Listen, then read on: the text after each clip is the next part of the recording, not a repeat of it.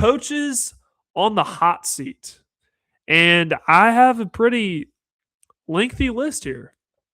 Coaches on the hot seat. Let's start in Maryland.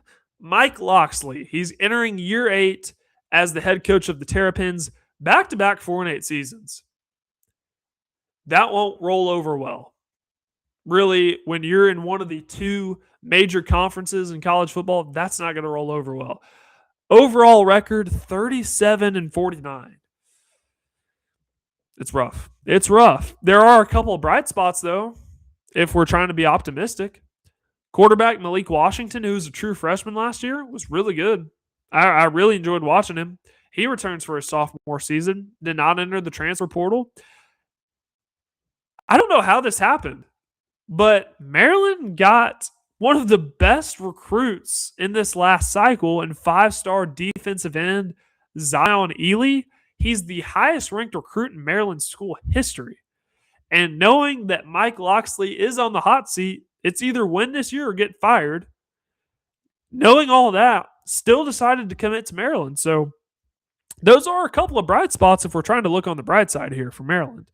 Nebraska, Matt Rhule, I don't think you can put him on the hot seat. And here's why I say that. I don't think you can put Matt Rhule on the hot seat at Nebraska, despite the back-to-back 7-6 seasons, which if you're entering year 3 and you've had no better than a 7-6 season at Nebraska, that typically doesn't fly with the fan base, especially considering what we've talked about before, the year 3 Matt Rhule, we're going back to his days at Temple, going back to his days at Baylor. In year 3, typically those teams have had success. Well, I had higher expectations for Nebraska last year than what they were able to accomplish. What does that look like in year 4? Remember when Penn State had their head coach opening after they fired James Franklin, they went after Matt Rhule. And Nebraska did everything they could to fight for him and to lock him down, get a contract extension through, I believe it's through 2032. If Nebraska has another season like they had last year, or even if they go 8-4, I get that's not the standard, but you just extended the guy. How can you fire him or say he's on the hot seat after you just extended him and you went to war for your guy? You went to bat for your guy to try to prevent Penn State, which is Matt Rhule's alma mater, from poaching him to be their head coach. I don't know how you can do that in good conscience. I don't know how you can do that. What about Barry Odom at Purdue? It's his second year. They went 2-10 last year.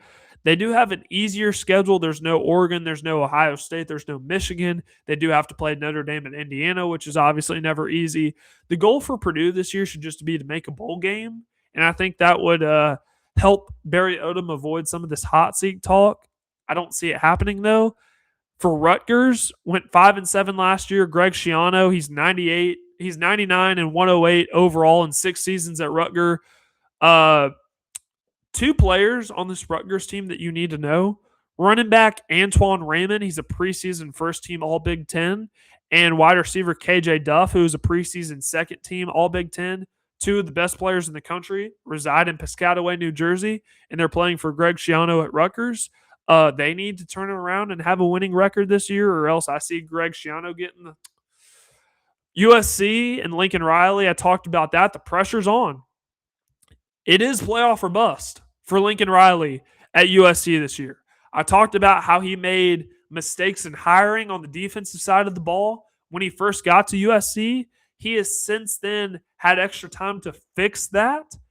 If USC does not make the playoffs with a year 3 quarterback, with the number 1 ranked recruiting class, at least for 2026, if they don't make the playoffs this year, I don't see another way out for Lincoln Riley. I think he's going to get fired if USC does not make the playoffs. And Luke Fickell at Wisconsin. Do you remember when he was the head coach at Cincinnati? And this was back in the 4-team era of the playoff. And they made the playoff and they played Alabama. Those were some really good Cincinnati teams. He is since then, he's entering year 4 at Wisconsin. His best season came in 2023 when they went 7-6. Wisconsin has been absolutely snake bitten at the quarterback position. Doesn't matter who they bring in. It could be Tyler Van Dyke.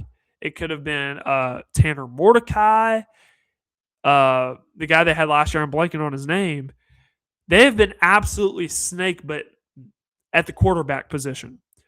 They bring in Colton Joseph this year, who was a stud at Old Dominion last year, one of the more highly coveted quarterbacks in the transfer portal. When Luke Fickell got to Wisconsin has always been a downhill, run the football, really good in the front seven, really good defense. When Luke Fickell got to Wisconsin, he tried to mold the offense, tried to change it up a little bit, tried to develop more of a passing game. It didn't necessarily work. And I think that makes you appreciate guys like Kirk Ferentz at Iowa, who, despite Iowa not being, your Ohio State, not being your Alabama, not being your Georgia, Iowa has been the model of consistency because they've always had a good run game. They've always had a good defense. They're always, it seems like they always have a winning record and they're about the same every year. That's consistency. So it makes you appreciate guys like that who they know who they are. They know what their philosophy is. They know where their roots are, and they stick to it, and they're just consistent. Wisconsin, they were a similar way. Luke Fickell tried to change it, and I think it backfired. So in order for Luke Fickell to keep his job at Wisconsin, he almost got fired after last season. A lot of that relies on this guy they brought in from Old Dominion, Colton Joseph. So those are your coaches on the hot seat.